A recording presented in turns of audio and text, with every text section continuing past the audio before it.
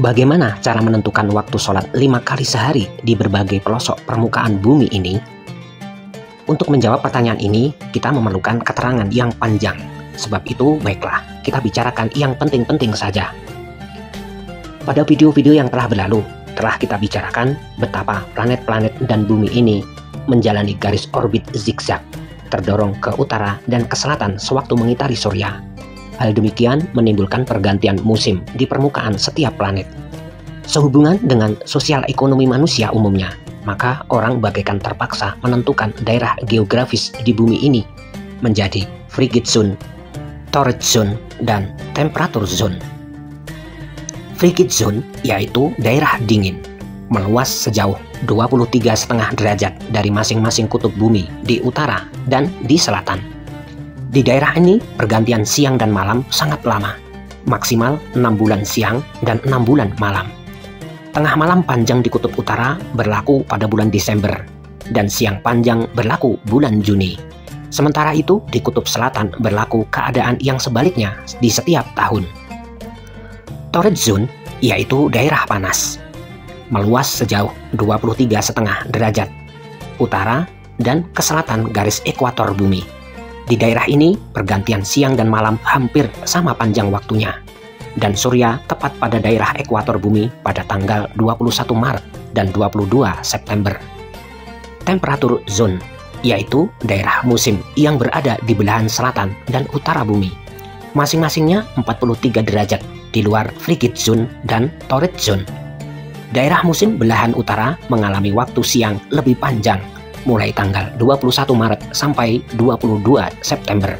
Sementara itu, di daerah musim belahan selatan berlaku waktu malam yang lebih panjang. Jelasnya ialah bahwa pada tanggal 21 Maret, surya tepat berada di atas ekuator, sembari bergerak ke arah utara. Pada tanggal 21 Juni, surya tepat berada di atas daerah 23,5 derajat sebelah utara ekuator dan kembali bergerak ke arah selatan. Pada tanggal 22 September, surya berada lagi tepat di atas ekuator bumi sambil bergerak terus ke arah selatan. Dan pada tanggal 22 Desember, surya berada tepat 23,5 derajat di atas daerah belahan selatan ekuator dan kembali bergerak ke arah utara.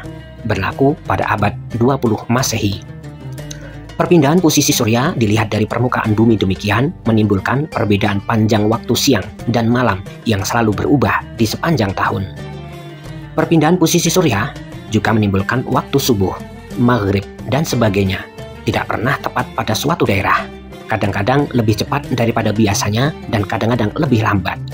Misalnya pada bulan Juni, penduduk Eropa Utara mengalami waktu subuh pada jam 03.00 menurut keadaan setempat, dan pada waktu maghrib jam 21.00.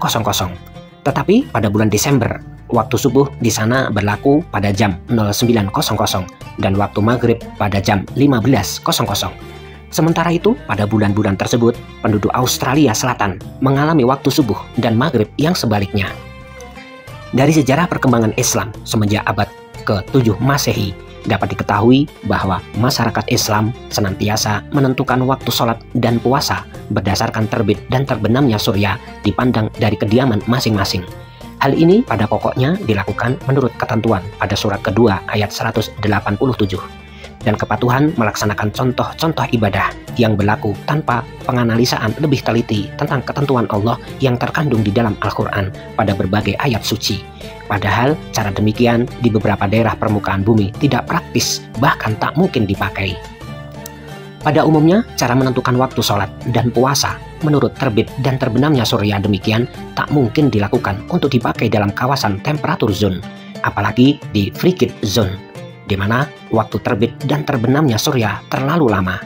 Jelasnya ialah bahwa ibadah sholat dan puasa tak mungkin didasarkan atas waktu terbit dan terbenamnya surya dipandang dari daerah tempat kediaman masing-masing. Bagaimana pula kedua macam ibadah itu dapat dilaksanakan berdasarkan posisi, padahal di frigid zone, terutama di kutub-kutub bumi sendiri, pergantian siang dan malam hanya 1 kali dalam setahun. Hal inilah salah satu sebab yang menjadi halangan bagi penduduk utara dan selatan bumi untuk menerima dan mematuhi ajaran Islam yang disampaikan kepada mereka. Kini, teranglah bahwa cara menentukan waktu yang dipakai selama ini telah gagal. bukanlah menurut ketentuan sebenarnya dalam Al-Quran. Padahal Allah menyatakan hukumnya praktis dan logis, tak pernah bertentangan antara sesamanya. Begitupun dengan keadaan, posisi, tempat di seluruh zaman.